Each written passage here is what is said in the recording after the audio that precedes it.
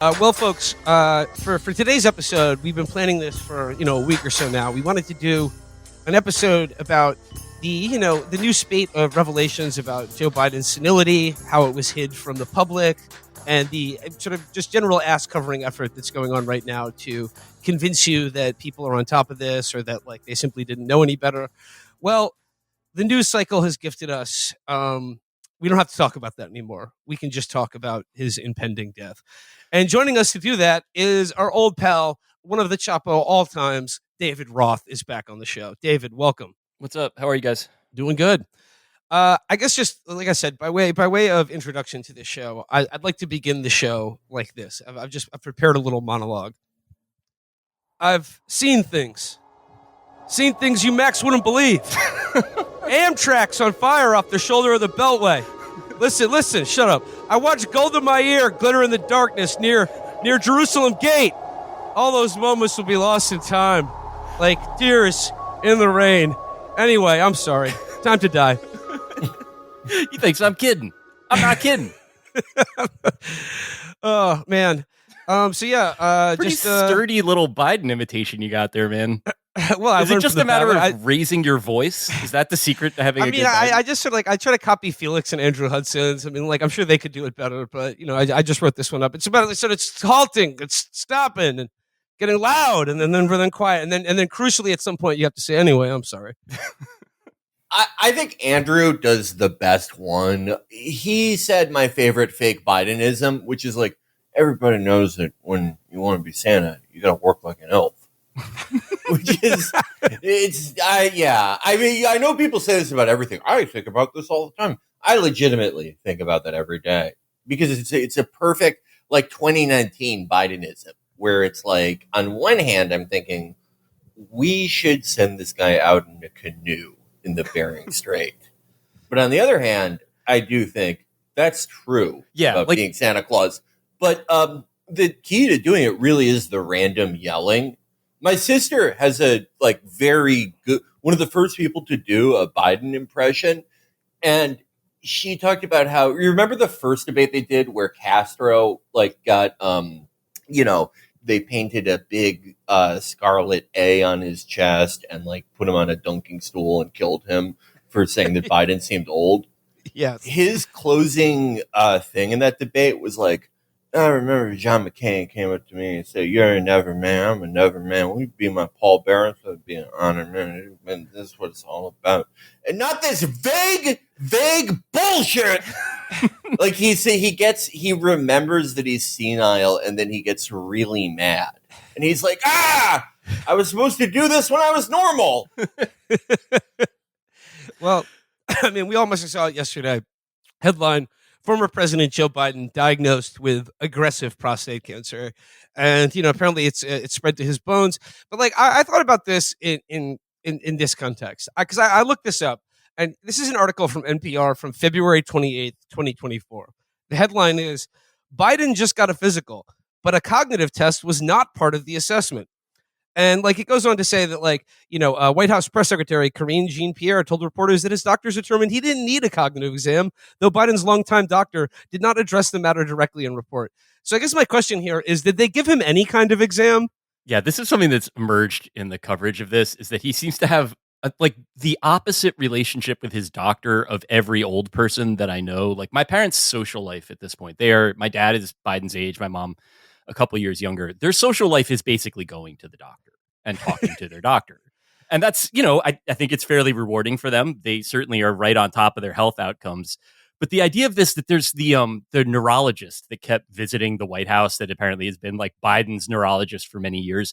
It's unclear what he was ever doing there, if he was never administering this test. It seems like he was just kind of popping by to talk about the Phillies for a little while and be like, well, all right. It's 2:30 p.m. We need to get you ready for bed, sir. I'm going to let the staff handle it. It's just do you know anyone where it's I would let them drive a car or dog sit in my house? They just have a neurologist that sees them once a week. Yeah, having a neurologist that's always seeing you in the first place is kind of alarming, but you bring up a great point. Was it like literally that conservative meme where he gives him a puzzle with 2 pieces and he gets it most of the time? And he's like, all right, pretty good. I mean, the actual test, too, is basically, I mean, I think that the one that they're referring to is the one that Trump often brags about, like, acing, which is basically like, just like point to an elephant. And he's like, I'm right on top of it. You know, like if you can't put the drawing of an elephant in front of the president of the United States because you don't know what he's going to point to, then like, I do feel like that's one of those deals where you got to let people know a little bit more that that's the case. Like he's right on the elephant 70% of the time during the middle part of the day. That's news that you can use. You think that like, I mean, because it's also a great point about how like they didn't figure this out until like the polyps in his prostate became sentient, and we're like, "Hey, what about us?" Like during a checkup, a faint voice talking about Scranton High School football outcomes coming from his pants. And they're like, "That's probably for a lot of older people that just happens." Hey, we want to get back in the White House. You gonna get us in? I think it's because like they're probably trying. Because it's just like they're like, well, sir, your eye hasn't melted in the past week, but you know it's still good to do a checkup because you look disgusting and you're ancient and you probably should have died by now. Like they want to give him a prostate exam or something, but Biden's such an asshole that he's probably like, what are you talking about? What do you mean? You give the other guy a prostate exam? You're like, okay, I was walking with my dad fine. in Scranton. I we saw 2 fellas giving each other a prostate exam. I said, what's that? He said, son, they're gay. It's medical best practices, Joey. It's a good idea for anyone your age. Donald Trump could come out there smoking a cigarette and tanning without the lotion. They'd say there's no cancer for him, but I'd do anything. They could say I have to get cancer. No, I'm not getting the test. I've also learned that the test that needs to, this is not like exclusively learned, I cracked the case. I did read a blog post about it. The test that he would be getting doesn't involve his trusted neurologist and apparent best friend putting his finger in his asshole. It's a blood test. It's like a blood test that they would do when they took blood for the basic physical workup that you would get, which again raises the question of like what kind of physical workup he was getting. Yeah. Like, you know, like they just like, they're like, I'm looking at your results here right now, Mr. President, and it's A-OK, and it's just like the readout of like a slot machine. Yeah. You know, jackpot. It's all cherries, sir. I don't Congratulations. Know if you saw this, but Zeke Emanuel was on Morning Joe today, and I believe he was involved in the Biden White House. He was some like, you know, health official. He's like a cancer doctor for many years. He said Biden has had this cancer since like since he was elected the first time. It is also he said there is no way that Biden developed this cancer in the last 200 days. The one bit I'd add to that is that while I imagine that that's true, it is also extremely Emmanuel family values to go on Morning Joe and be like, I haven't examined Joe Biden. I don't know the man, but I'm going to tell you a little bit about the disease that will almost certainly take his life at some time. I would estimate in the next 9 weeks. Like, just popping off, no caveats. I mean, okay, so like obviously when I saw this news yesterday, all I could think about was like, it just made me regret so much that he didn't win this presidential election. Oh my God! Think of like just like Kamala could actually have been president. Okay, I'm just like reading from the news article here about it. It says at the end, typically a patient is treated with hormone therapy that blocks the production of testosterone, which helps the cancer grow. He said he could definitely live many years with this. There's a wide range of how long people can live with metastatic prostate cancer. In most aggressive cases, under a year, but there are reports of people living 15 or 20 years too. So he can run again. 2028. Yeah. 2028. Let's go. Will, I really like that hypothetical if like, you know, because you could see it. Like he stays on and then there's like there's a weird JD Vance thing. It's like, okay, we found JD Vance's drowning fetish YouTube channel. You know, like a real Black Swan event to take a concept from Dr. Taleb. And Biden wins by like a single digit amount of EVs, instantly dies from the stress of like having Billy Porter twirl around at his inauguration. by Billy Porter wearing Homer Simpson's obesity movement, spinning so fast that it ruptures both his Bradley eyes. Whitford quip so pointed that Biden dies instantly. He's just on the spot. He evaporates like a Dark Souls 3 Black Knight. And Kamala becomes president. That is maybe the worst scenario if you like don't want Republicans to do well, because then it's just like they win every seat, all the state legislatures. It's completely over. Like that guy who gets his pictures taken, wearing a Trump shirt. He's probably like our ambassador to the UN. Like it's even like the brick suit man is a junior senator from the state. Yeah, I love the brick suit guy. Brick suit man's great. At brick suit man on every social media platform if you want to see what he's up to. Yeah, like they would give the Medal of Honor to like, I don't know. They'll find like the pipe bomb guy from January 6th, that thing they always talk about. They'd be like, oh no, actually it did happen and we're giving him the Medal of Honor. And also Kamala as like a 2 or 3 year, if Biden dies like midway through, that would be the funniest presidency ever. Oh my God. Yeah. So that, I mean I think if that happened and Biden died in office, they would do something and like be like, hey, Kamala, how about we give you Secretary of State? But we're getting Hillary Clinton in here. We're getting someone else in there. Because I don't think they ever wanted her to be president. That's like the point that people made about like the initial tariff thing, where it's like if President Bernie Sanders was doing that, like Tim Cook would have been installed as the president of the United States within 48 hours of those being announced. Like certainly like the idea of like the apparatus swinging into effect in a constitutional crisis and being like, for the good of America, like George Clooney is acting president. Under Kamala, they would just cut out the middleman and make like Isaac Herzog the president. Okay, so like all last week we were like, thinking about doing this episode because they're like, there's all this, there's the new Jake Tapper book, there's all this media speculation, like all the Democratic pundits are like, wow, how could I have got this so wrong? Yeah. Like we need truly vile better. Discourse cycle, just diseased at every level. And but like all of this was about them covering up his obvious senility. But like now we're dealing with the fact that like there's a strong possibility that they also covered up his impending death from cancer. It was very unclear from the initial, again, obnoxious Tapper, Axios, Thompson news cycle what the game plan was. Like if they somehow carried him across the finish line, like just awake for like 5.5 hours a day, generally no idea what's going on. Like it wasn't clear what any of the 5 or 6 people on the inside were going to do to continue to run the country in that sort of scenario. At this point, it makes it like the gamble seem psychotic. Beyond it, like went from being like a normal political level of sociopathic, where it's just basically people being like, we'll figure it out, but we got the best and the brightest, to being like, there's no reason why a dead guy can't be president.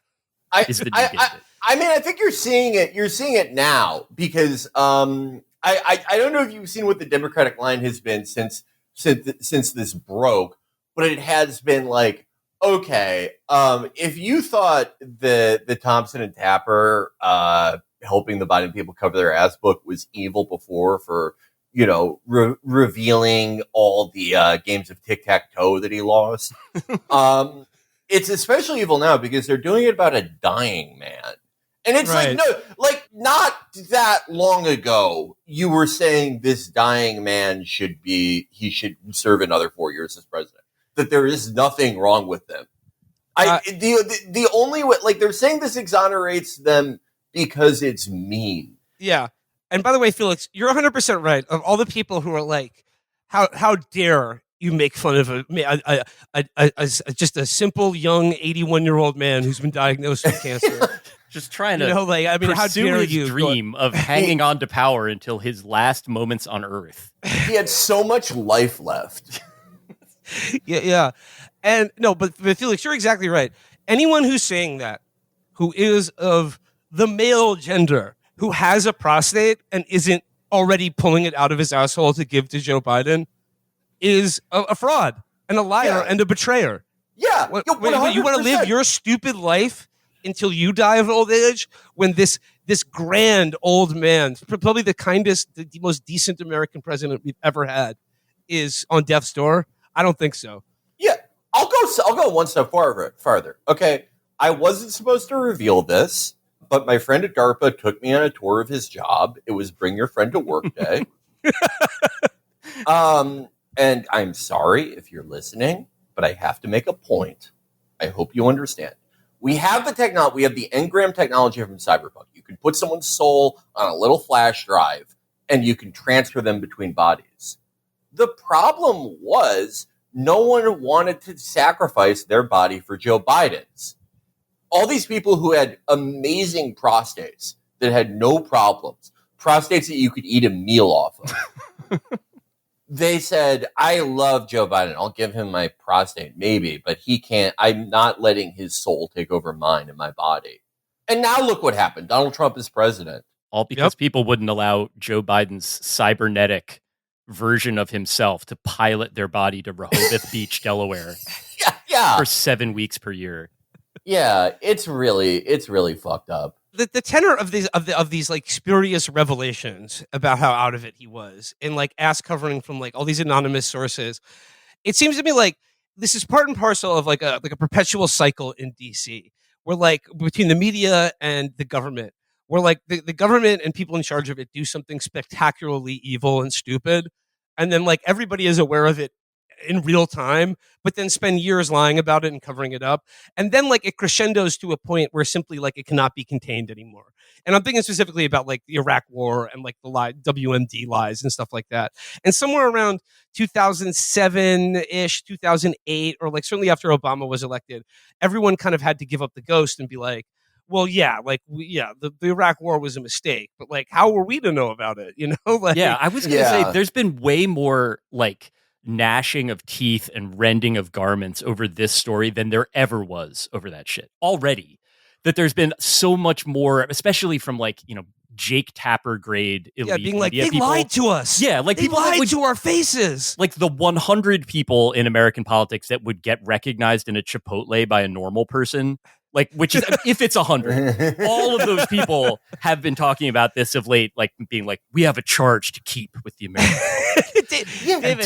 This day, we have not. Saw a clip, I saw a clip the other day, and it was just a screenshot of CNN, and it was Jake Tapper hosting Van Jones and David Axelrod, and the comments were, we were lied to about this. People need to be held accountable. It's like, are you telling me David Axelrod didn't know about the Joe Biden's mental state until this week? Yeah, like this is and also the fact that this is the thing that they are willing to be like, all right, this one's on me. Like, I really should have asked tougher questions. All the other fucking shit that you're wrong about. All the stuff that got us to this moment, which is like, again, this is the other bit that's deranging about this particular discourse and the way that it was going on is like, this is a real low ebb in American history, right? Like we are winding the clock back 130 years. The dumbest people our country has ever produced are in charge and just like pouring grapefruit juice into the USB-C ports of the computers that keep our country running.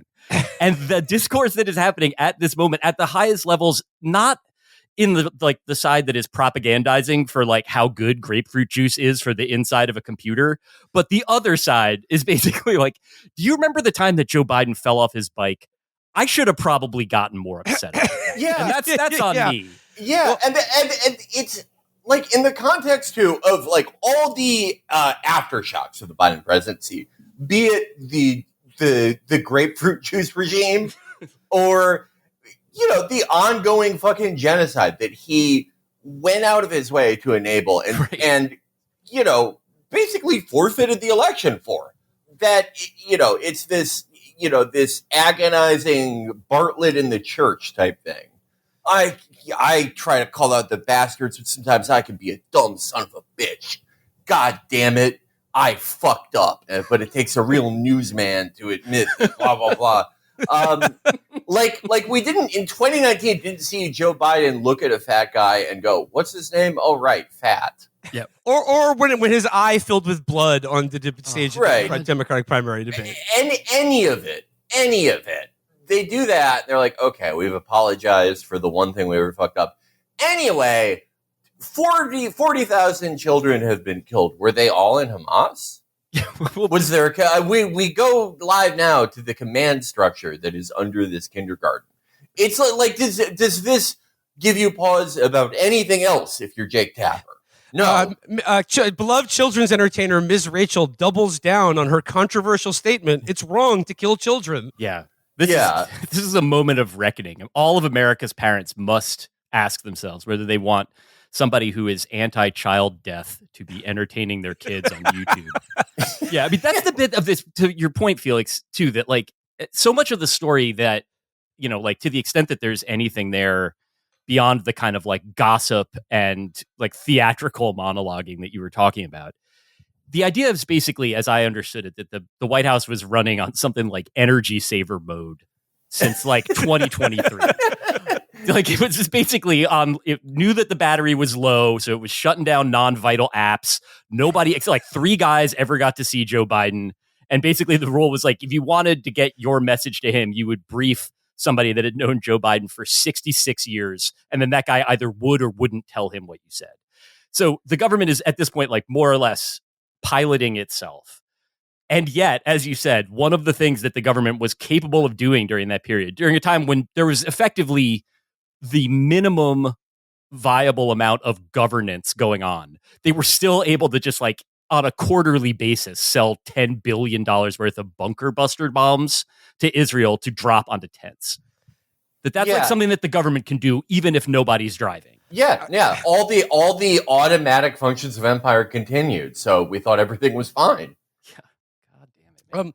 Like David, to your point about sort of the media reactions to this, I think the selection I have that's most indicative of this is New York Times opinion columnist Michelle Goldberg from last week. The headline is, "How did so many elective Democrats miss Biden's infirmity?" And they missed it. Yeah. Yeah. I'm so sick of this woman. She's such a dum-dum, and I hate that she gets to have a column just because she's Bill Goldberg's daughter. Oh, wow. Your dad got slapped on the back a lot by other naked guys and did steroids. I guess we should all listen to you now. But she writes here, in 2022, after I wrote a column arguing that Joe Biden was too old to run for re-election, I had a bunch of conversations and at least on one cable TV debate with Democrats who thought I was wrong. I don't remember there being much difference between what these Democrats said publicly and privately. I certainly wasn't hearing off-the-record whispers about Biden's decline.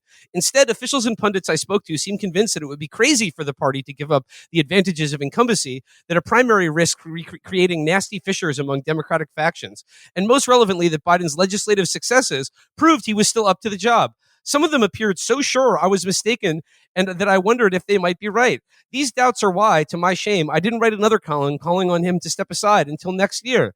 So, like, we're seeing, like, Michelle Goldberg is admitting to the fact that, like, she was actually correct long ago enough that, like, yes, of course he was too old to run for president. But then she was like, well, then paid surrogates for the Democratic Party lied to me, and I believe them.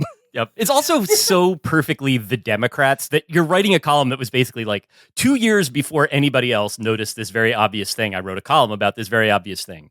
I'm sorry about having done that. That like, you simply cannot stand up there and be like, I'm a little bit mad about this thing that happened, and here's what I want to have happen instead. Instead of just like breaking down tape, like the way if like a whatever, you're watching the all 22 of the last 2 years and just crying at every punt return touchdown that you've allowed. Like instead of like getting to work on drawing up any sort of plays that would prevent you from losing games by 6 punt return touchdowns every 2 years. Like, yeah. Well, I mean, like, that's the thing is like, because there is no greater sin than being right too early. Yeah. You know? Well, that's like I think that's a point that people have made too about my colleague, I think Albert Bernico wrote this at Defector, was basically like the idea of like being right about the Iraq war before the Iraq war started was not beneficial to the careers of the people that were. I mean, like some of those people were kooks or whatever, like Scott Ritters and stuff like that. Like we're well rid of it. But there's also this other aspect of it where it's like, that's rude. Like the yes, idea exactly. of this is you're it's not a breach of decorum. It's rude and it's uncivil. Yeah. So like, you're not fitting within this, like if you were on the wrong end of that argument, but within the boundaries of the discourse, you're allowed to continue to be a part of it. If you were outside of it, you are just outside of it. And that's the end of the game. Well, which I think is bad. Sorry, I don't know if I was making that clear. Yeah, I want to get into the Jake Tapper book because like I have like the excerpt that's in the New Yorker, but There's a couple good ones. Like this is just the biggest revelations in the new book on Joe Biden's troubling decline. This is for New York Magazine. First one, Biden aides looked into the possibility he would need to use a wheelchair. So, I mean, I guess he really was the next FDR. That story, too, was one of those things where it's like, that was where, especially before this took the turn that it did with like the news that he's very sick. So many of those headlines were that kind of like cheesy, like just trying to like spin all of these stories out of a book that no one has read all of or ever will read all of. Yeah. And so it's just like finding this other, like, yeah, plenty of people like to get onto and off of different things. He needs assistance or whatever. Like, I guess like if you work at The Hill and you have to be like, Biden used banister exiting airplane, like,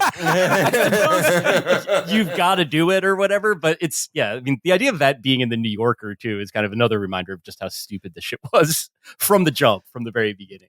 It says, per Axios, Tapper and Thompson write that Biden's physical deterioration, most apparent in his halting walk, had become so severe there were internal discussions about putting the president in a wheelchair, but they couldn't do so till after the election.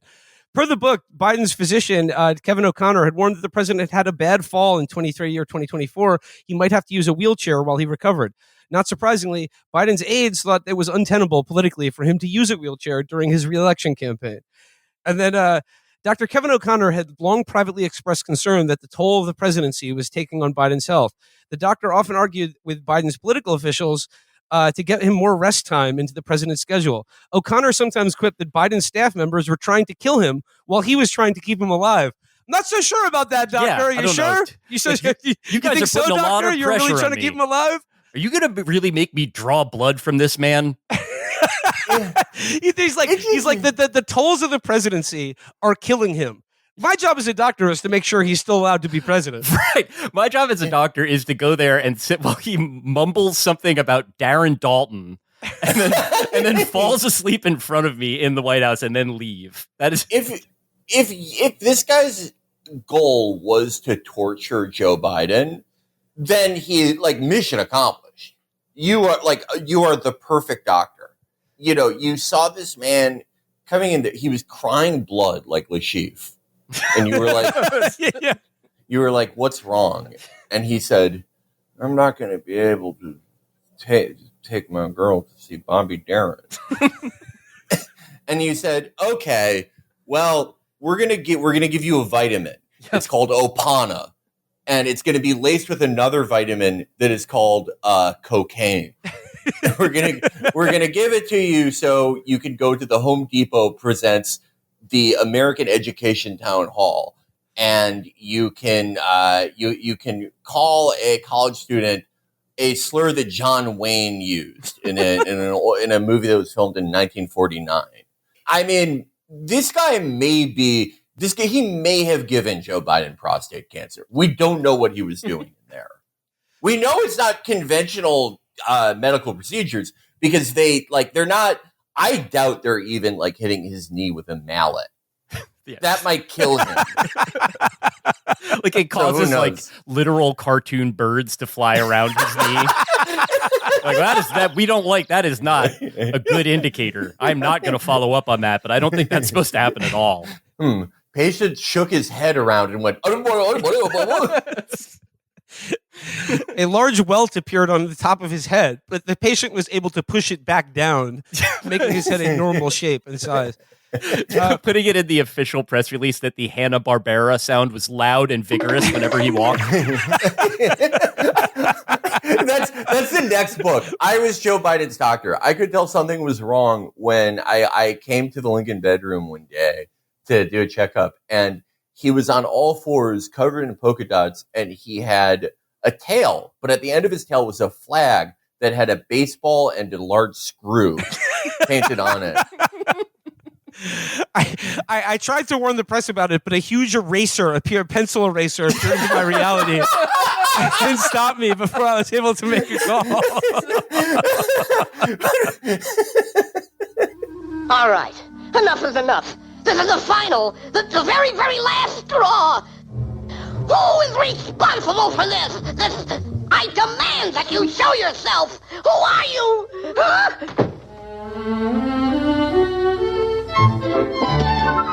Am I a stinker? This is another one from the New York Post. Biden forgot the names of longtime aides Jake Sullivan, Kate Bedingfield halfway through his term. But Whoops. there's another one here. It says Democratic National Committee Chairman Jamie Harrison later that fall met Biden at a congressional Black Caucus event, and the president kept shaking his hand without appearing to recognize him. Oh, well, okay. To be fair, I would do that to Jamie Harrison. I would be, that is an instantly forgettable guy. I mean, for people who don't remember, they made this guy the head of the DNC because he raised $7 trillion to lose to Lindsey Graham by like 50 points. Yep. And he had my favorite bio of all time on Twitter. My friend said that it was like he Googled things to be a fan of. It said fan, Costco, Marvel, Bojangles. And oh boy. And it's like, man, you do not have a lot going on up there, do you, pal? I think it's the one thing I like more than going to Costco and getting 6 pounds of hummus at a time is watching a movie where Paul Rudd stands in an airplane hangar and goes, "So that happened," while wearing a motion capture suit. Speaking of which, did you guys happen to see the wonderful discourse that occurred last week on this subject? It was like some white guy with glasses was just like, "Is disrespecting elders a thing in the white community?"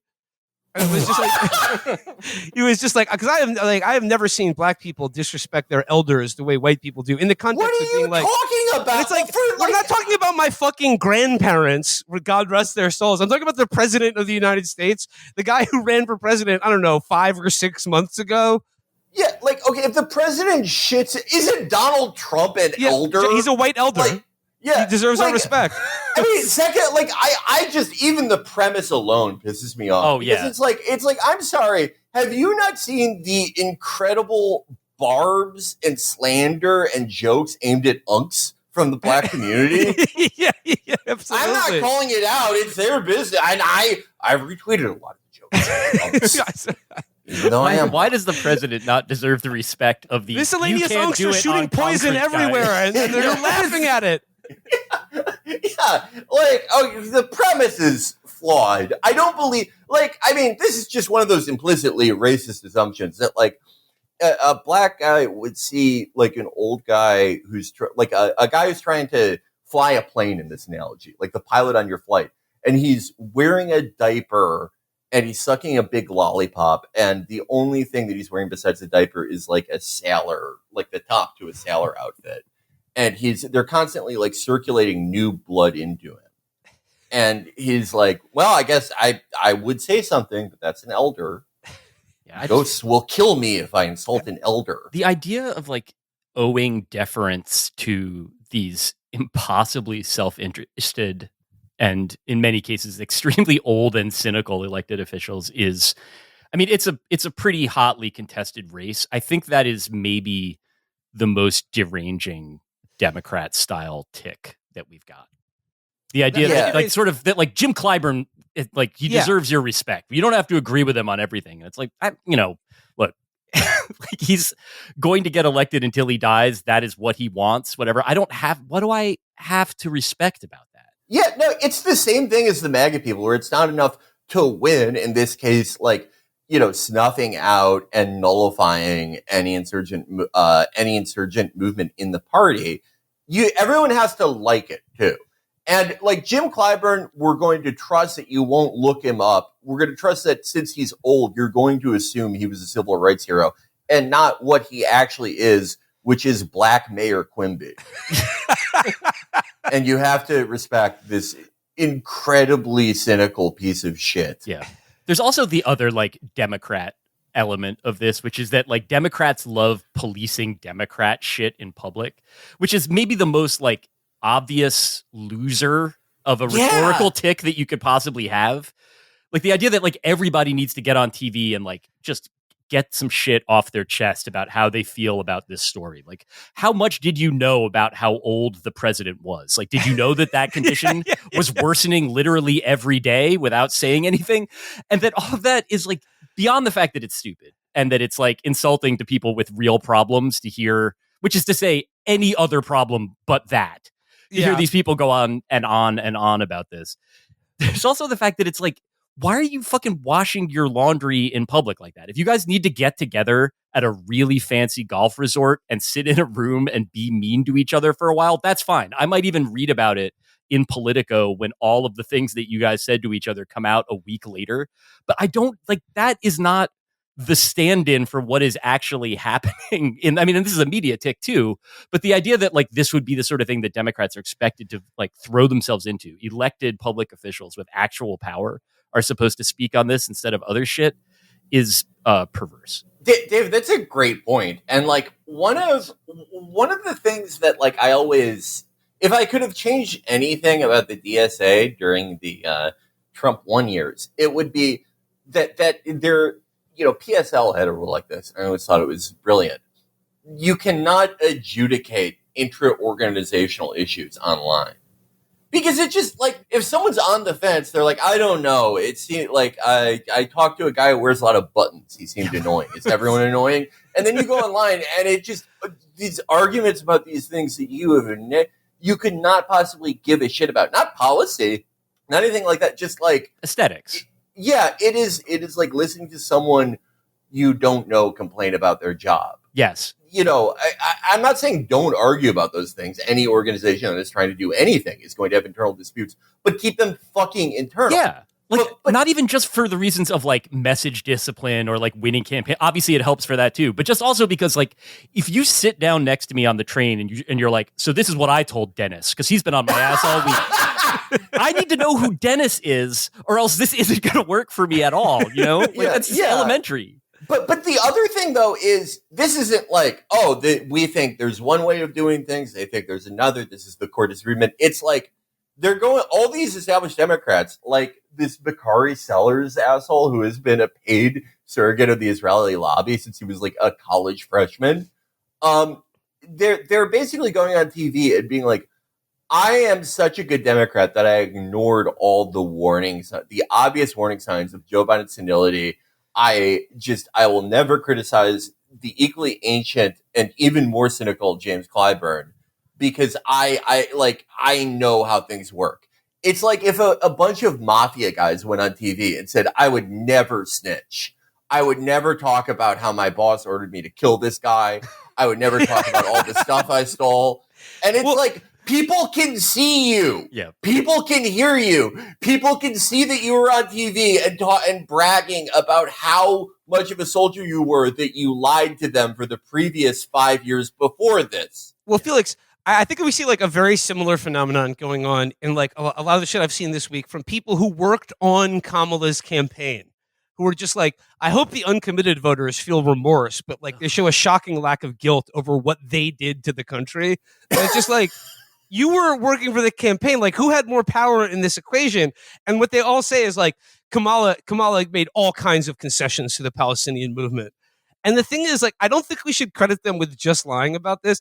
I think for them, in their like DC ambitious, like social climbing way, I think that like in their moral universe, what Kamala did was a huge concession by saying like taking a phone call, basically, Yeah. like hopping on a Zoom with someone from Michigan. Yeah, exactly. Like, and I think that's why they can't understand why people who are activists or like anti-war activists did not get on board. Because they were like, well, Kamala said the word ceasefire and said too many people have died, but like also made very clear that the arms shipments would continue and there'd be no daylight between her and Biden on this particular issue.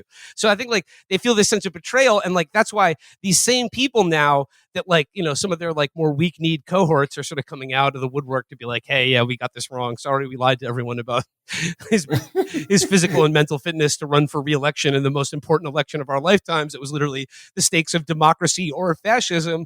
Yeah, we kind of screwed that up. Like, I think in their moral universe, they're continuing to help lose the election by telling the truth about what happened belatedly for self-serving, cowardly means. It's the self-serving thing I think is really important in terms of like trying to find a way to read this story. Like, obviously the smart thing to do is just like, the baseball season's going on, the NBA playoffs are happening. Don't pay attention to this particular shit. Like, know the basics of what's going on. But like, have you watched the Timberwolves? Like, that is a really interesting basketball team. You should try that instead. But I think if you are going to follow this, the thing that I think is instructive, to your point, Will, in terms of like the way that Kamala campaign people have like who they've chosen to blame and the theatrical way in which they've done it. I certainly think that the way that this has been framed by not just like by elite media people, but by people inside of the Democratic Party power structure that have positions that they don't want to relinquish, despite the fact that all they do is fucking lose in ways that make everybody's life worse. That look at who they are saying is responsible for this and like standing up and being like, I believed it when Joe Biden's 71-year-old chief aide, who will never work in politics again, told me this thing that was very obviously untrue. That is a very easy thing to say because winding up on the wrong side of Dr. Jill Biden is like not going to hurt you if you want to stay working in Democratic politics. Like not anymore anyway. I mean, it was clear that there was in that Biden family this fanatical keeping of score. I mean, this is, I guess, pretty common politics shit, but like keeping of score of like who was ever rude to you. So like you said, if like, I don't remember which Castro it was, Julian Castro is like rude to you on a stage, like that guy will, never be able to get into a party that you're hosting ever again. That's fine. That's your business.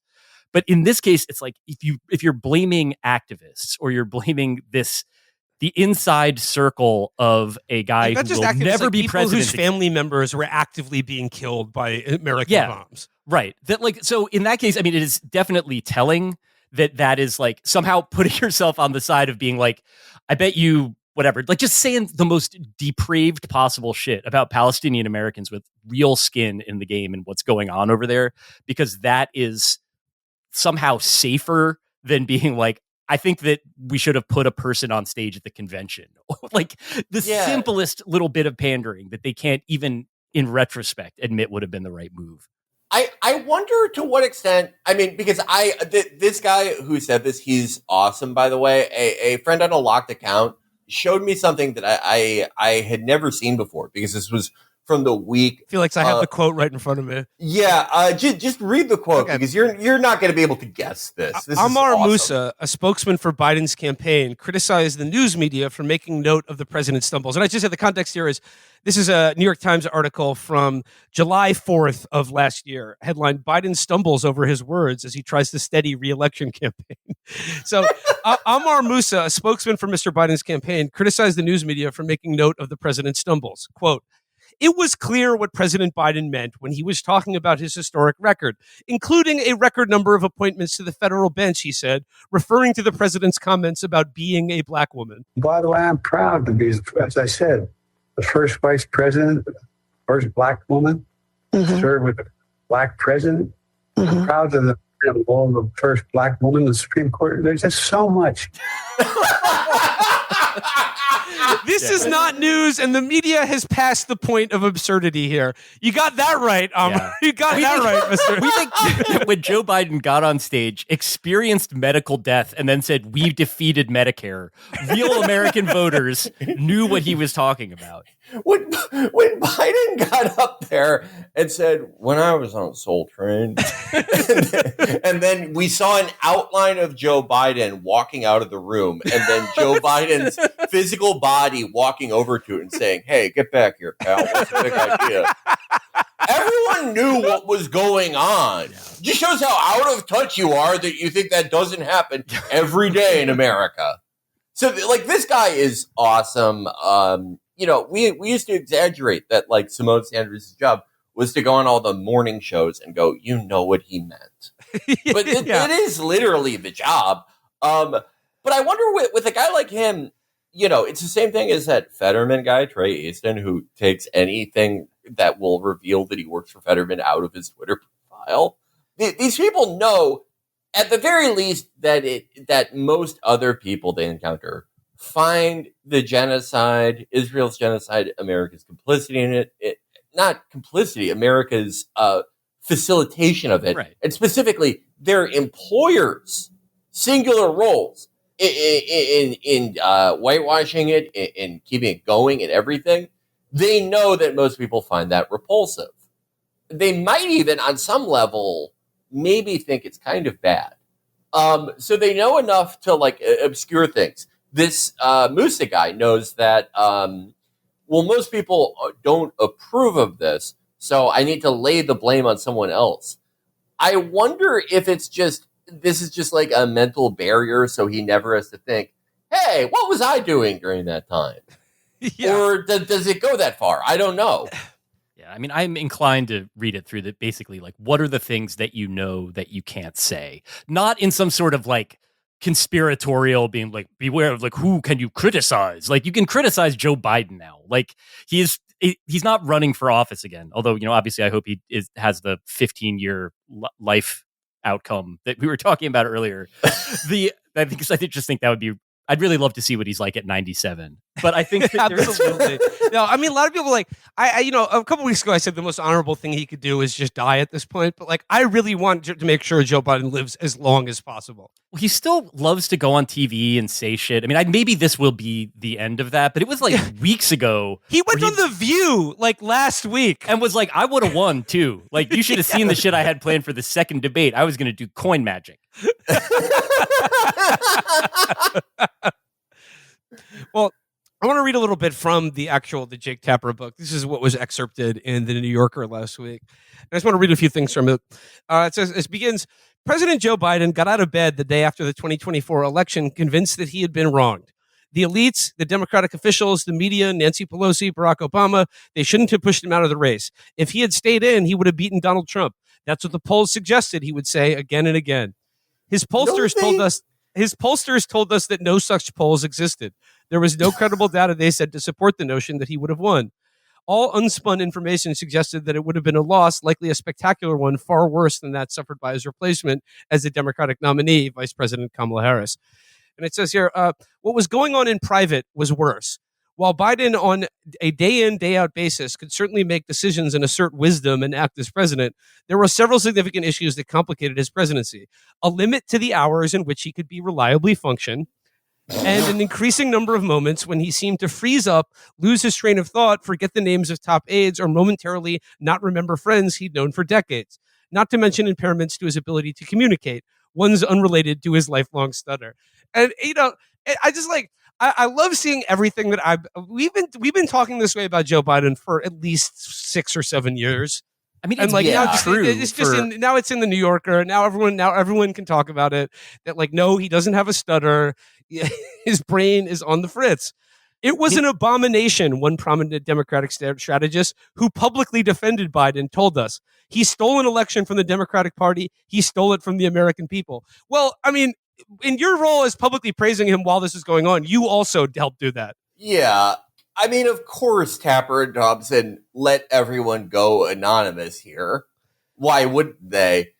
Which is, I mean, if this is what you're saying, that he fooled everyone, shouldn't you? I mean, Richard Clark went on TV. He did an apology tour going, I'm sorry I let 9/11 happen.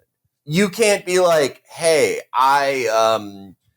state legislator from wherever the fuck. You can't do that. And Tapper and Thompson will let you. They won't go, no, you can't be in this unless you are named and attributed. Yeah. I mean, that's the other bit of it, too, where it feels kind of like we used to talk about this a lot at the old site. I mean, to a certain, it's the way that ESPN will like sort of car wash a story in a way where you come up with the thing, you come up with the two sides on it, you have people sort of debate it. And in that process of debating, you make it a story. But at no point is anybody involved actually like committed in any way to any of it. But, like, these are basically by letting this person say something that like kind of exonerates themselves, kind of implicates themselves also at the same time, but in a way that does not tell you who that person is or what their actual role was or any of the things that they actually did. You're doing them an incredible favor. Anonymous source close to Tyrese Halliburton defends his father coming on the court. Mistakes were made. I should never have given his dad a sword. Okay, well, another thing I really like about this excerpt of the story and this whole story in general is that a great deal of it, and in fact, like a hinge point in American history, is George Clooney, which is very appropriate. I mean, it says this is comments Biden made. Mentors, he mentors those historic kids from Parkland on their march in their lives against gun violence. Biden said, stumbling a bit. I met with every one of those kids, and they really appreciate what you did, George. Not a joke. This is him talking to Clooney before the Clooney What fundraiser. kind of joke would that be? It's an interesting. hey, nice job with those Parkland kids. Yep. Wink, wink. Yep. Yeah, if you say it in a Bill Maher voice, it comes off as a Bill Maher joke, but it's still not funny. It's just Yeah. On Thursday, June 13th, Clooney landed at a private airfield in the Los Angeles area. On Saturday, he rolled to the Peacock Theater. Capacity 7,100, roughly 4 hours before the event was set to begin. He and Roberts had hundreds of photographs to take with thousands of attendees whose perks depended on their contributions, from $250 to $5,000. The event would once again set a record as the biggest fundraiser for a Democrat in American political history, raising more than $30 million. Clooney looked to the side and saw Obama walking in. Grayer, but still spry and electric. A few minutes later, Secret Service agents entered the room and announced that President Biden had arrived. Biden hobbled out from around the corner. Clooney knew that the president had just arrived from the G7 leaders summit in Italy that morning and might be tired. But holy shit, he wasn't expecting this. The president appeared severely diminished, as if he'd aged a decade since Clooney last saw him in December 2022. He was taking tiny steps. An aide seemed to be guiding him by the arm. It was like watching someone who was not alive, a Hollywood VIP recalled. It was startling, and we all looked at each other. It was so awful. You know George, the assisting aide told the president, gently reminding him who was in front of him. Yeah, the president said to one of the most recognizable men in the world, the host of this lucrative fundraiser. Thank you for being here. George Clooney, the aide clarified for the president. Oh, yeah, Biden said. Hi, George. I love there's a lot of stories in this where it's just Biden greeting everybody by saying, hey, bub. And people are like really taken aback by it or weirded out by it. But I do like the idea that that's just like the stage, like the season of his life that Joe Biden is in right now. It's just like anybody that he sees, he like pats him on the back and is like, great job. Thanks so much. Just sends them on their way. I saw people defending this. One line of attack was like, oh, so George Clooney ruined America because Biden didn't recognize what a big deal he was. And it's like, Clooney had known him for decades. He was hosting the fundraiser. He was hosting the fucking fundraiser. Felix, I'll go further than that. If you are an American above the age of generously 10 and you don't recognize George Clooney, it's because your brain is not working. Right. I mean, that is George Clooney has been incredibly famous for like 45, like almost as long as Joe Biden's career. But someone defended this by posting the picture of George Clooney with like dyed hair, and he really, really looks like like a Lebanese construction magnate with dyed hair. It's awesome. I think he should do that all the time. But they were like, well, that's what these scumbags won't tell you, is that his hair was dyed, and that's why Biden didn't recognize him. And it's like, okay, if your mom was wearing a hat, would you recognize her? Like just the idea that he's like Biden knew he was a Dapper Dan man, but he was using a different pomade that day. He's the goddamn paterfamilias. Yes. Well, I don't want fop, goddammit. I'm a Dapper Dan man. Watch your language, young fella. This is a public market. Now, if you want Dapper Dan, I can order it for you. Have it in a couple of weeks. Well, ain't this place a geographical oddity? 2 weeks from everywhere. Going ahead earlier, this is now we're talking about the Pod Johns. The second encounter came a year and a half later on Friday night, April 26, 2024, the evening before the White House Correspondents Association dinner. Favreau was among the influencers invited to visit with the president at the White House, as were two of his co-hosts, Dan Pfeiffer and John Lovett. That night, Favreau, Biden seemed to have aged 50 years and 16 months. He was incoherent. His stories were meandering and confusing. Something about Iraq? What exactly was the point of this? He's told one story twice. After the president left the group, Favreau asked a staffer about his demeanor. Oh, no big deal, the staffer said. The president just must have been tired. It was nighttime at the end of a long week. No big deal. Oh, he's tired. So he sounds like Abe Simpson. What the fuck? I see why they're calling you an influencer, Dan. Jesus fuck. Yeah, this is. I don't want to step on this if you were going to quote. I haven't read this particular excerpt, but one of the bits that gets pointed out in this is how insane it was that the Biden campaign was like, we want to do the debate at 9 p.m. The later the better. Joe likes it late. When they knew that this was the case, they have him coming to like do the walkthrough at the studio, like basically at like 8:40, like more or less the way that like I arrived to a podcast, like 3 minutes later than I should be and like slightly sweaty. That's how he showed up for a presidential debate. like long after his actual bedtime. One more. When the event ended, the three men stood. Obama began to walk off stage, but Biden walked to the edge after waving and giving a thumbs up, stopped and stared blankly at the crowd.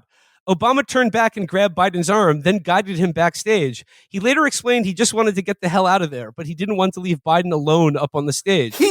Biden folks insisted that the president was just basking in the glow of a supportive audience, and they called that clips of the moment cheap fakes, a term for video content that had been deceptively edited and or taken out of context. But even some supporters present in the arena wondered what was going on. I love how they have a term for videos that are true, but it looks bad, so it's not fair. It is also one of those things where, like, there's going to be a lot of fake videos in our future. You know, like, I don't think you have to have, like, a great deal of foresight to see that, like, a bunch of fucked up AI-generated shit is going to be in our discourse for the foreseeable future. Lying about something that you know is real and saying that it's one of those is not the most irresponsible thing that we're discussing here, but extremely fucking irresponsible. Like, just not... It's not worth it. Like, that's the whole point with all of this that I keep coming back to is, like, even though, I mean, this is the whole thing, whatever it is that Biden thought about whether he could have won, he dropped out because somebody convinced him in that moment that there was no way that he could win. That is also part of the story. Like, that's real. He did believe it, and then he stopped believing it, which, you know, is a topic for another day. What kind of brain does something like that? But in all of this, it's just like risking all of this shit, like telling all of these lies in some way that is like likely to diminish trust in your party and the institution and everything that you're supposedly running to uphold. Doing all of that for this reason and this guy is, I mean, it is disqualifying. I could see why none of these people would want to put their name on the shit. David, that is something that I kind of, we talked about it, I think, around the time Trump was inaugurated, that there was one last bit of magic left in the deep state, right? Yeah. One last round of like, we will fucking zap your account if you post this article. We will use all our remaining favors in, big tech or wherever.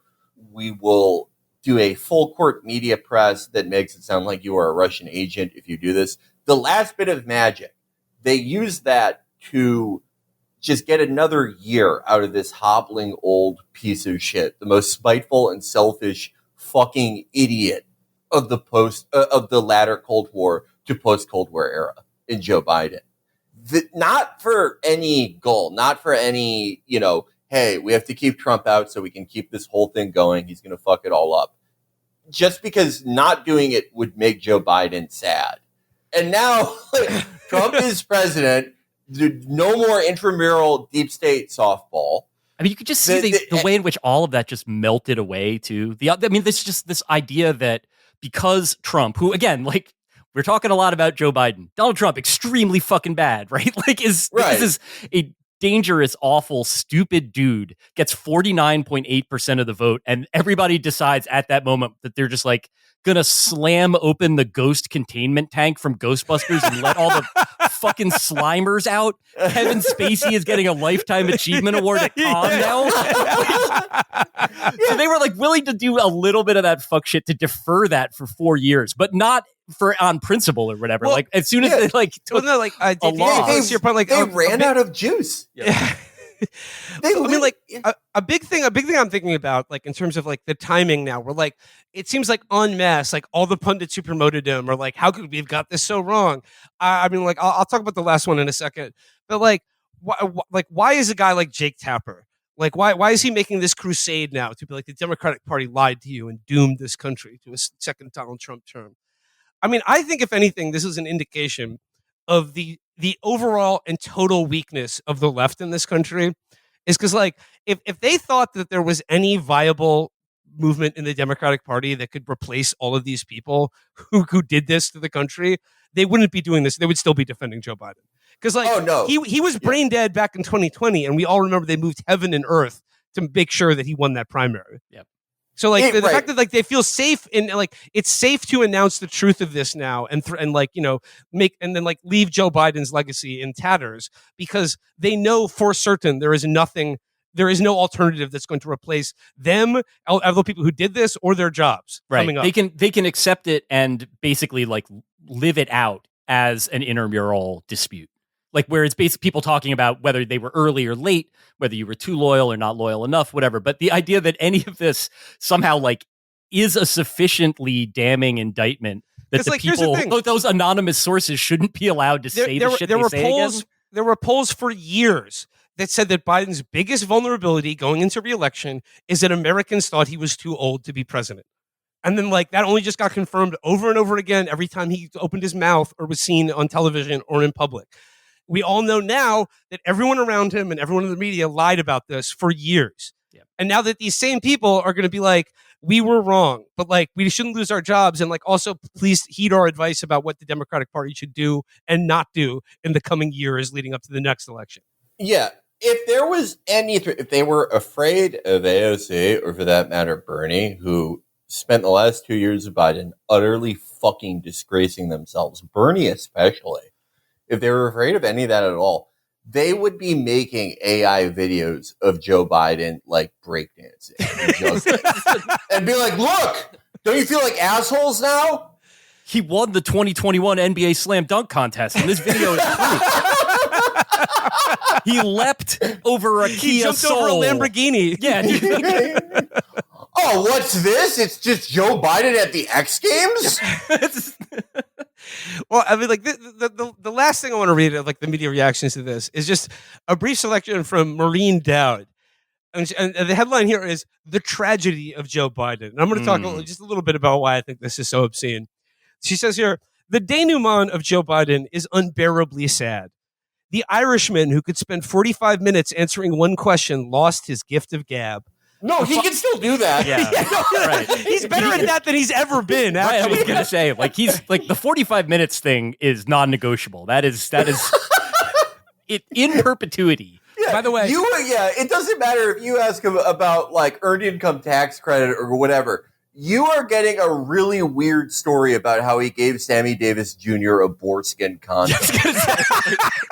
By the way, speaking he of was that, actually at Jim Bunning's perfect game, you know. Like, all right, that's cool, dude. I appreciate that. speaking of that, like the perfect example of that is also this week. Axios released the audio recordings of his session with the special prosecutor over the classified information shit. Remember that? Like, it was the special prosecutor, Robert Hur, who declined to prosecute him because he literally concluded that he was an old man who or that he would like seem like he seems like a kindly grandpa who doesn't often know what's going on. I could maybe Chris can edit this into this, but there's a clip from that where when he's like, being deposed, he gives a 5-minute answer where he talks about doing archery with the president of Mongolia. Masterful. Honestly, like if he was choosing to do the kind of like Junior Soprano thing, where you're kind of like trying to get out of being prosecuted by like putting on a bathrobe and walking to Paterson, New Jersey, that's like it's not an unstrategic play, but I'm sure that Maureen Dowd is going to lean into the sort of like tragic, clannish Irishry aspect, which I find to be like a pretty offensive gambit at a couple of levels, but nobody does it like her, so I don't want to get in the way. I mean, many people don't know this, but Joe Biden's brother was a changeling, and he had to grow up knowing that his brother was taken by fairy people. Yep. Joe Biden, who knew a Selkie. Listen, Jack, I used to ride a Selkie. He thinks I'm kidding. It's not a joke, man.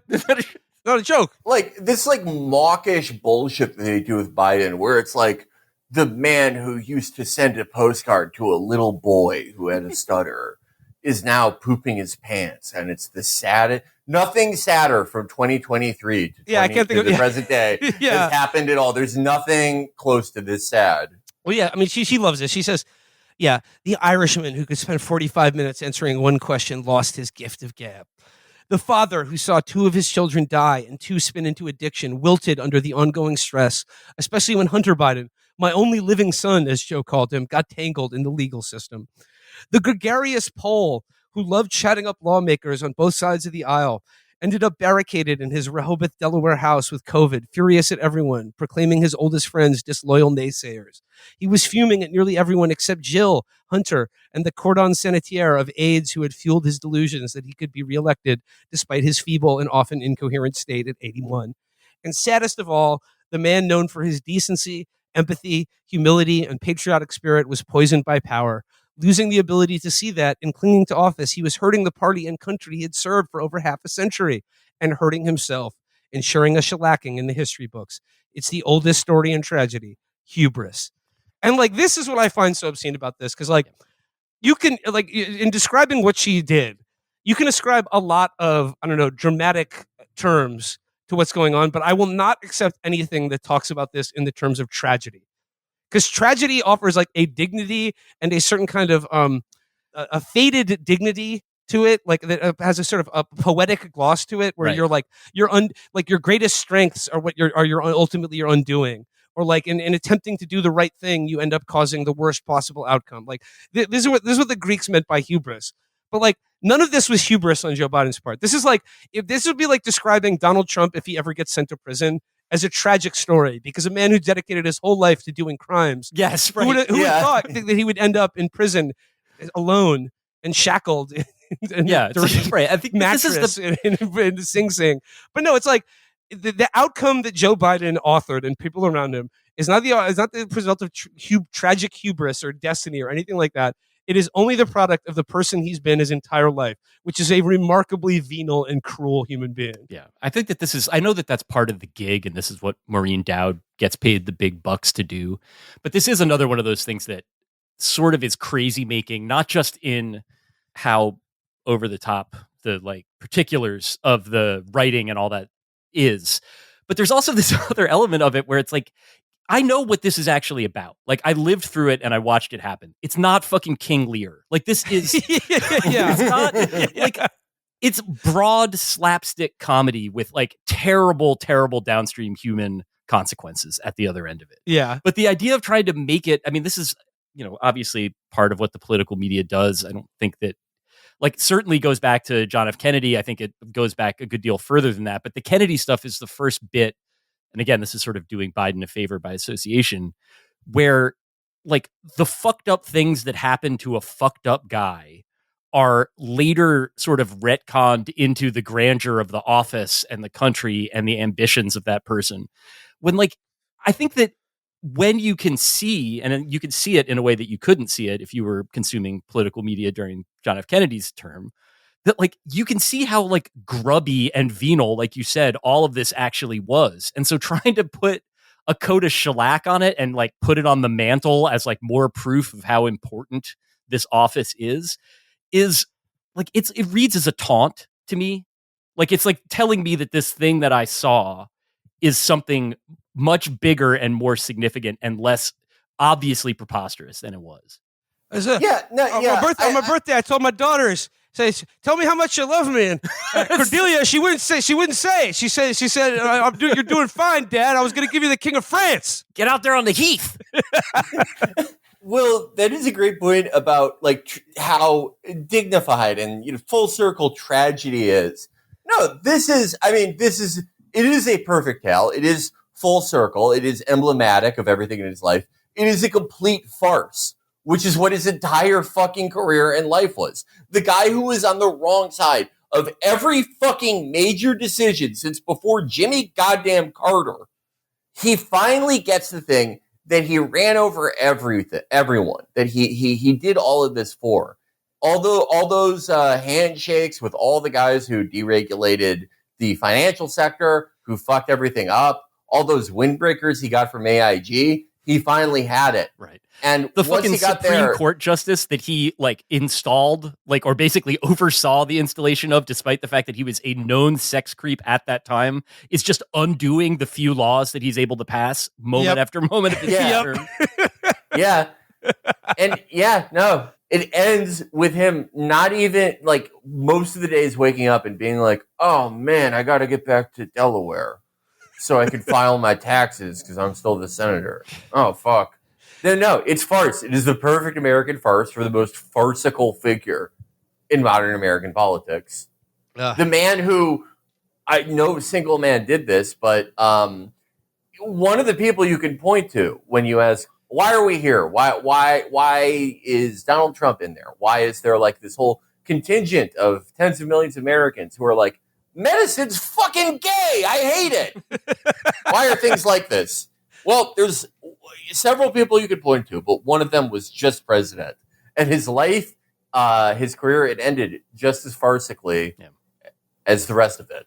Also had an opportunity to rewrite his ending. I mean, if there's anything tragic about it, he talked about being a bridge president. He could have like gotten elected, like overseen the prosecution of Donald Trump, handed things off to his vice president, and like probably honestly have had a decent enough legacy if he got out of there before 2023. The hagiography about him, if he did that. Yeah. Oh my God. Because Kamala would be like, literally, you would get fired if you admitted you voted for her by 2029.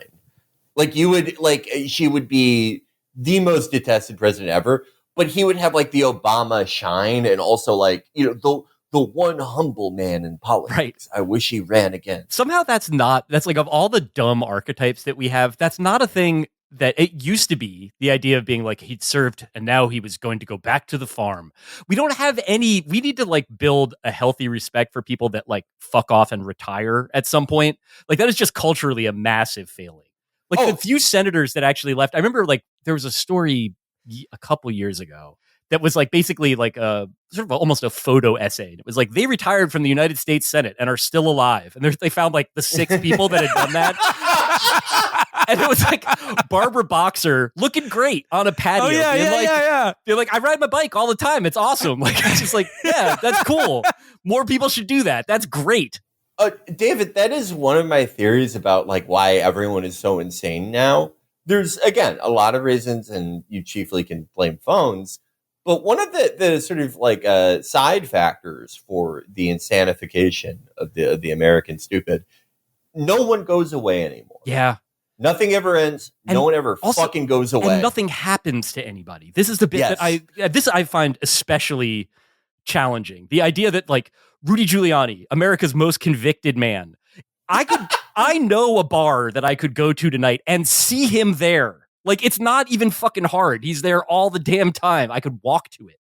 And that, like, seeing all of these people get convicted. I mean, Trump certainly being, like, the single Jeffrey most Epstein is the only one who's ever gone away in the right. 23 or 30 years of American I wondered history. about it because I do feel like there's a way in which, like, everything that's happening is, like, a long backlash to 6 months of 2020 when there were consequences for powerful people doing fuck shit in power. And I wonder sometimes about how, I mean, we know that like, Harvey and like Matt Lauer are like basically the only guys that have ever lost their jobs about it. And like Harvey Weinstein's mad because he's in jail. Matt Lauer presumably has like hundreds of millions of dollars and is just like trying to get, like he's willing to like sit behind a news desk in a movie and be like, I'm willing to play a newscaster. I have done it. Oh my God. Matt Lauer is like, imagine the indignities he's going through. He's like going to Uzbekistan and he's like, I read your script. I know you didn't send it to me, but I saw there was a character named Evil Jew 3. I think I would be good for, no, you don't have to pay me. I'll pay you. I have a lot of on-camera experience. Yeah. I would like an office that has some sort of crazy Dr. Evil locking by remote contraption. Yeah. That is in my contract. That is important to me. He's going to Azerbaijan and he's like, I'm interested in starring in your production, The Lies of the Armenian. I can play an Armenian. I can play a Turk. I can play whatever. Just, I need to get back in the game. Get back in. He's got a publicist planting a story that's like, he actually gets kicked through a window by Steven Seagal in a movie. It's not going to be released in all of Russia, but it did happen to him. That's his route back. He's going to be like, Steven Seagal is going to try to capitalize off of The Sound of Freedom and like make an anti-human trafficking movie despite being a fan of human trafficking. Matt Lauer will play like the pedophile that like someone's selling a kid to. My people, they say, you could tell a whole man's life by how he takes his last breath. We don't live with honor, we die with honor. Matt's like, please give me an honorable death. Will. Everyone now is like Steven Seagal at the end of The Perfect Weapon. Absolutely. You think you're getting rid of them. You're like, I saw the knife go through his big fat gut. Then another Steven Seagal pops up and says, you did well for me, brother. You handled everything great, brother. So I'm sorry to see you like this, Joe. Infinite. That is infinite Steven Seagals popping back up. All right. Let's leave it there for today's show. But before we go, David, I want to ask you one thing in your capacity as one of America's premier sports analysts. Sure, I'm a little worried about this one. Go ahead. Knicks, Pacers, Eastern Conference Finals. Who you got? I am cautiously picking the Knicks in this one. I have gone back and forth on them. I am not a Knicks fan. I'm a lapsed New Jersey Nets fan, but New York City is so much more fun when the Knicks are good. Not just in terms of like the Bing Bong community climbing onto moving buses. Like that's honestly like they can knock themselves out. That's fine. I'm not like hanging out outside the Garden for that. But I was very impressed with like, this is my coworker Giddy Nathan pointed out that Jalen Brunson has mastered both all of the coolest and all of the wackest things about basketball. And he was doing just the cool shit in the last series, like just like finding weird spaces and making weird shots. If he decides to get back into the like falling down and whapping his head around a lot stuff, I think this could go wrong. But I think America is. I like we'll tell in game one like the tenor of the series. If Jalen Brunson is literally on the floor for like X amount of minutes per game, like I don't know, like I think they're going to face troubles. But no, David, I just gotta say, I was in high school the last time the Knicks were in the Eastern Conference Finals. I and the rest of the people of the number one city in the world are riding the crest of a great wave right now, and we're experiencing something that we have not felt in a long time. The Pacers are a very difficult team. They're like the Celtics, but they make 3-point shots. Yes, I was gonna say. they're like a better version of the team we just beat in some ways. Not as good at defense, but all I gotta say is I really hope Amber Frost and I's friendship will emerge from this series unscathed. We've lost a lot of good friendships that way, for sure. I will say that even if I don't care about the Knicks, I have disliked the Indiana Pacers for longer than I think any other pro sports franchise, with the possible exception of the St. Louis Cardinals. And I have to trust my instincts on that one. But like, I feel like I've been right about that long enough that I have a rooting interest, even if I'm not, a card-carrying member of the Bing Bong community. Well, I think it's going to be I'm rooting for a Knicks Timberwolves finals, so we can have the team that swapped players face off against each other. Yep. And then anything the can happen. Finals. But the pictures of him from his younger days when he had like kind of like longish permed hair and was coaching the Timberwolves. I definitely recommend looking up young Tibbs pics. All right. Just a little bit of sports chat to end the show. But, hey, it's my show. And this is what's the only thing that's on my mind right this week. I appreciate you throwing me a Eastern bone. Conference Finals. Hey, you're probably out there and you're saying, this barrel that I affix to my body every day, I'm starting to get splinters in my cock. I wish there was something else I could wear. Well, we have something that might suit your needs. It could cover your torso, your dick and balls, or respective genitalia. If you don't have that, I don't know. I haven't seen it. But it's at least going to cover like half your body, and you can figure the rest out. That's what my mom always told me. Just, keep going until you find something that will cover the lower half of your body and your genitalia. So go to chapotraphouse.com/store.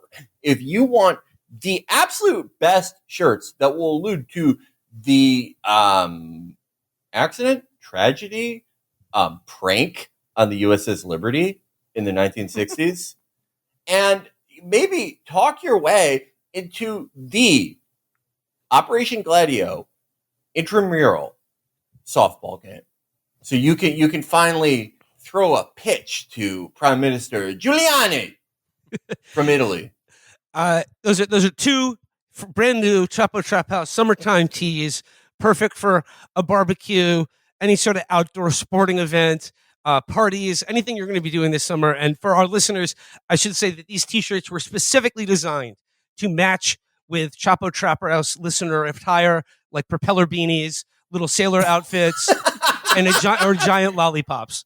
No, yeah, these are, it doesn't matter if you're going to your weekly Catan game with other losers and freaks who listen to this show, or you're approaching normals. Your social worker was like, "Would you like to go to my niece's quinceañera?" You can wear this to both, and you're going to get high fives and handshakes. So yeah, check it out. What's the name of that website one more time? Chapo traphouse.store. I fucked it up. Chapo traphouse.store. This will be the last merch line because I'm killing myself. Amazing to What did Will and Chris know? Was Felix already declining in 2025? All right, that does it for today's show, everybody. Till next time, we'll talk to you again soon. Thanks again to Bye-bye. David Roth. Please, everyone, check out and subscribe to Defector if you'd like more David Roth in your life. Thanks, guys. All right, Thank you, cheers, David. everybody. Appreciate Talk to you soon. Went to Mongolia and in great pictures. I unfortunately embarrassed the hell out of the leader of Mongolia. They were doing what they would do at the time of the invasion of the Mongols into Europe in the 800s. And so we're out in the middle of nowhere, and you're looking up on the hill, and you see this tiny line. Now it's a 20-mile horse race with all these kids under the age of 16 on bareback racing to come down. And, they're sumo wrestlers and doing everything they do. And so they walked over, and they had a target, big bales of hay 100 yards away. And these guerrillas were, taking shots. And I don't know if it's to embarrass me or to make a point, but I handed the bow and arrow. I'm not a bad archer. But the only problem they were if I could pull it back, so and pure luck, I hit the goddamn target. No, I really did. Bales of hay, there were like 20 bales of hay with a big target in the middle of the bale of hay. And so I didn't mean anything by it. I turned to the prime minister, handed it to him. The poor son of a bitch couldn't pull it back.